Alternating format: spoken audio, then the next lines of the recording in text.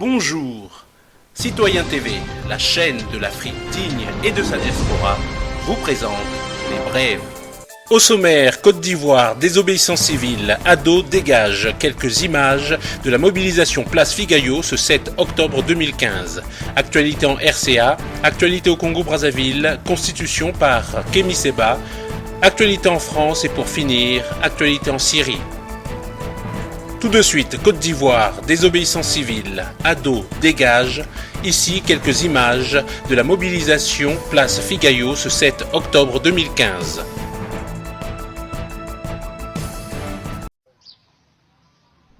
Les Sénégalais ont pris conscience des avantages des techniques de l'agriculture biologique dès les années 80 et en particulier après les campagnes agressives sur les risques associés à l'utilisation des fertilisants et des pesticides.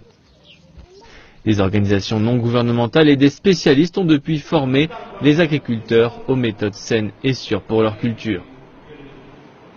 Avec la culture conventionnelle chimique, nous avons vu la dégradation de nos terres. Nous avons vu la dégradation des ressources naturelles, sol, eau, forêt, biomasse, etc. Et nous avons vu une dégradation au niveau de la santé de l'homme. Et nous avons eu beaucoup d'accidents par rapport aux pesticides chimiques. Nous avons décidé d'une autre alternative de faire une agriculture propre. Une agriculture sans pesticides chimiques, sans engrais chimiques. Aujourd'hui, nous avons formé plus de 20 000 paysans qui pratiquent au niveau du Sénégal. L'agriculture biologique comprend plusieurs variétés de cultures comme la banane, la papaye, la mangue, le coton, les céréales, les légumes et bien d'autres. Certains consommateurs et commerçants au Sénégal disent qu'ils ont abandonné les produits utilisant des fertilisants chimiques pour ceux n'employant que des produits organiques. Je ne vends que des produits biologiques ici et comme vous pouvez le voir, les produits sont de bonne qualité. De plus en plus de gens commencent à les apprécier car ils sont plus sains. 90% de mes clients consomment des produits biologiques. Ma famille et moi, nous ne consommons que du bio, que ce soit les mangues, les pamplemousses, le citron, les choux, les carottes. Nous ne consommons que des produits bio parce qu'ils ne contiennent pas de chimiques. Et vous constatez que je suis enceinte, pour ne pas compromettre la santé de mon bébé, je préfère me tourner vers les vendeuses que je connais bien, qui depuis longtemps vendent les produits bio pour m'approvisionner, pour mettre à l'abri ma famille et moi des maladies. La recherche et l'utilisation des techniques de culture alternatives se sont considérablement développées. Pour mieux former les étudiants, Ibrahim Sek a fait un champ de produits biologiques derrière sa maison dans la ville de Thiès, à 70 km de Dakar. Aujourd'hui, l'endroit est un centre de recherche pour de nombreux collèges et universités. Nous recevons des étudiants de l'université, nous recevons des étudiants d'écoles supérieures de formation agricole qui viennent ici aussi apprendre comment faire de l'agriculture biologique. Parce que généralement dans nos écoles et universités, c'est surtout l'agriculture conventionnelle. Ici, l'agriculture, les connaissances de l'agriculture biologique sont détenues surtout par les paysans. Le produit biologique le plus exporté du Sénégal reste la mangue. Le pays en produit jusqu'à 90 000 tonnes par an. Et alors que les produits issus d'exploitation durable ont tendance à être un peu plus chers, puisqu'il faut les compétences techniques qui vont avec, cela rend les agriculteurs d'autant plus heureux. Tout de suite, actualité en RCA.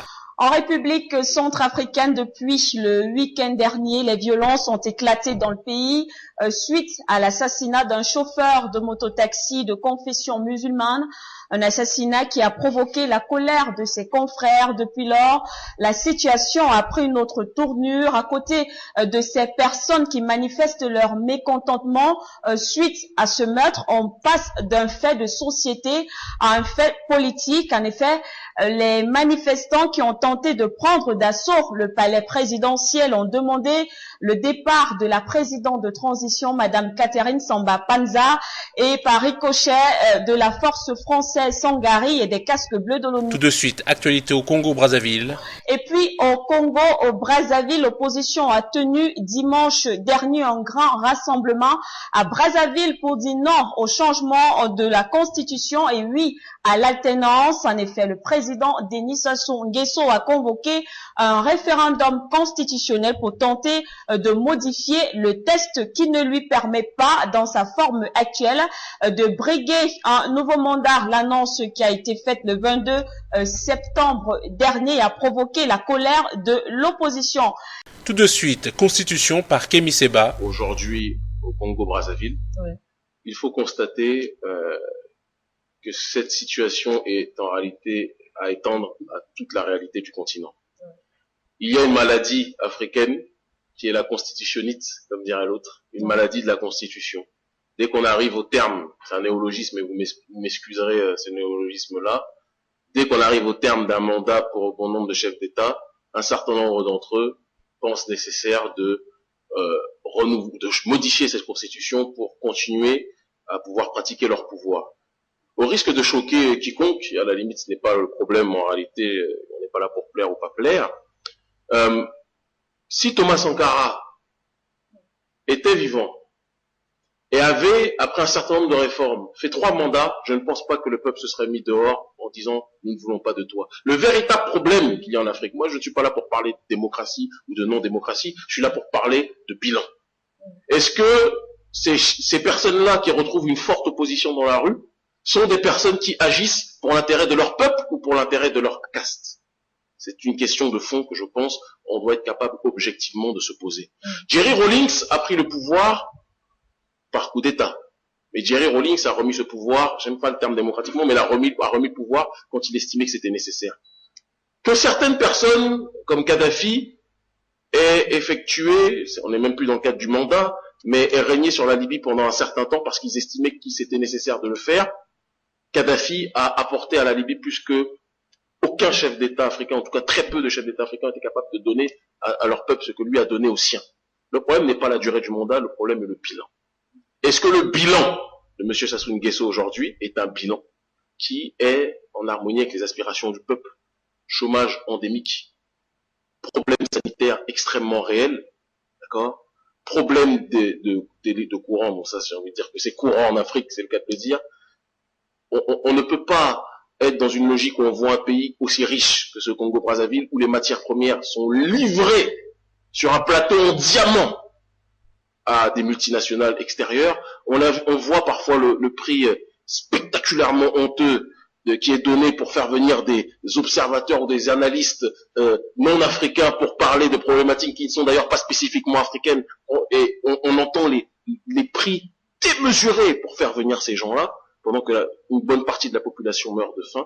Je pense qu'il faut qu'on fasse preuve un moment de lucidité et que certains chefs d'État qui ont été dans une démarche d'être longtemps là au pouvoir sans pour autant satisfaire le peuple comprennent qu'ils ont une chance de partir vivants de ce pouvoir-là, qu'ils saisissent cette chance-là. Moi, mon problème n'est pas de dire démocratie ou pas démocratie, mais il faut qu'on parle de bilan. Si le bilan n'est pas bon, il faut partir. C'est ça aussi la réalité africaine. Nous ne sommes pas là pour imiter une démocratie à l'occidentale qui nous a, pour l'instant aujourd'hui, strictement rien apporté, mais nous sommes là pour parler de bilan. L'Africain est un peuple qui fonctionne dans l'ordre à la base. Nos sociétés traditionnelles, il y avait le conseil des anciens, il y avait un chef.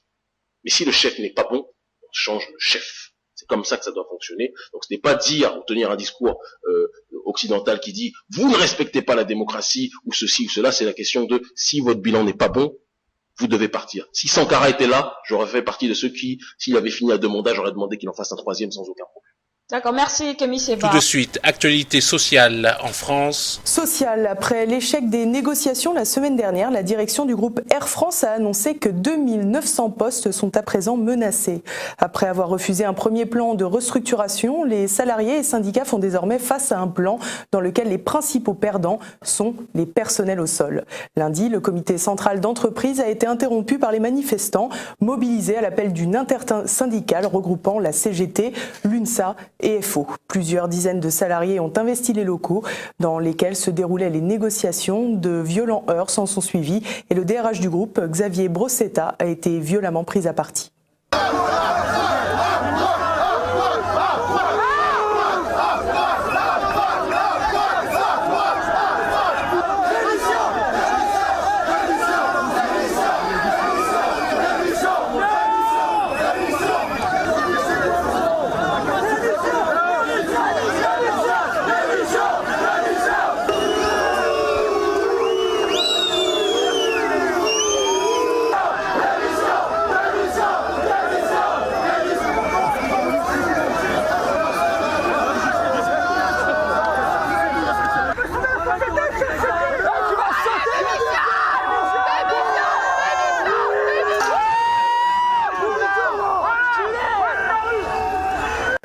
Ces images qui ont fait le tour du monde ont énormément choqué, et tout particulièrement les membres du gouvernement, eux-mêmes visés par les slogans des manifestants.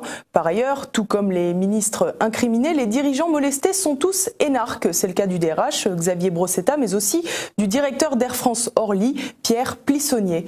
Le PDG de la compagnie, Frédéric Gaget, énarque également, avait quant à lui pris soin de prendre la fuite avant que l'agitation n'atteigne son paroxysme.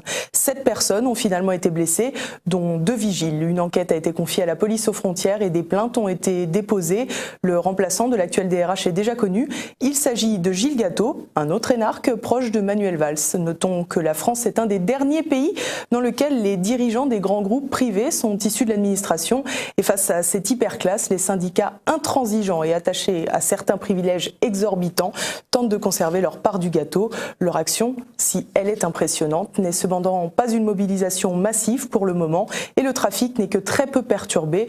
Depuis plusieurs décennies, le statu quo règne entre syndicats et patronat, empêchant les réformes nécessaires à la bonne marche de l'entreprise. En mai 2015, l'État a renforcé sa présence dans le capital du groupe pour dépasser les 17% et tenter d'avoir plus de poids. Visiblement, ce n'est pas très efficace. Et pour finir, actualité en Syrie. Les forces aériennes russes et les forces syriennes effectuent une série de raids sur des positions de Daesh à Alep et Palmyre.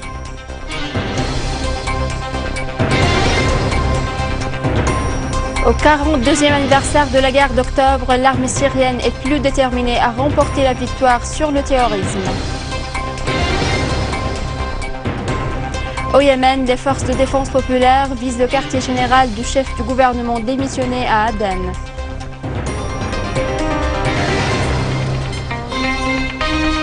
Le vice-président du Conseil des ministres, ministre des Affaires étrangères et des expatriés, Walid Moallem, a affirmé que les raids russes en Syrie avaient été préparés depuis des mois et que personne ne peut les lier à l'heure actuelle, soulignant que la Russie coordonne avec l'armée arabe syrienne, qui est la seule force qui fait face au terrorisme en Syrie. Dans une interview avec la chaîne Al-Mayadin, Al-Moallem a indiqué que Moscou avait sérieusement œuvré pour créer le centre de renseignement en Irak, lequel regroupe la Syrie, l'Irak, la Russie et l'Iran, précisant que ce centre aura une grande importance dans l'échange de renseignements.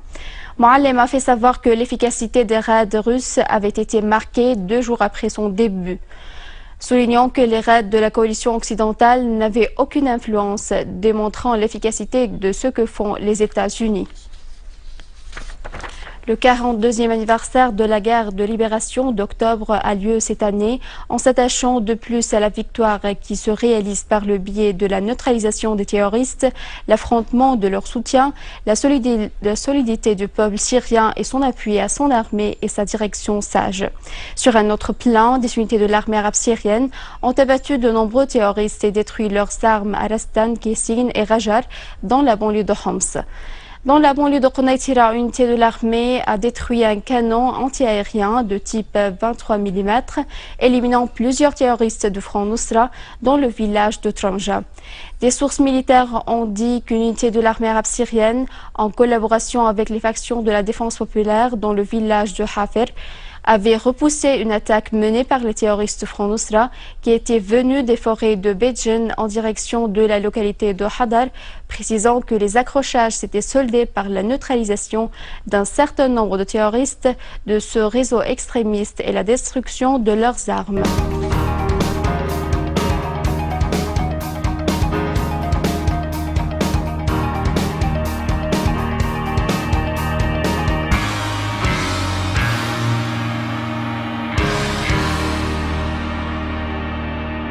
Citoyen TV, la chaîne de l'Afrique digne et de sa diaspora, vous a présenté Les Brèves.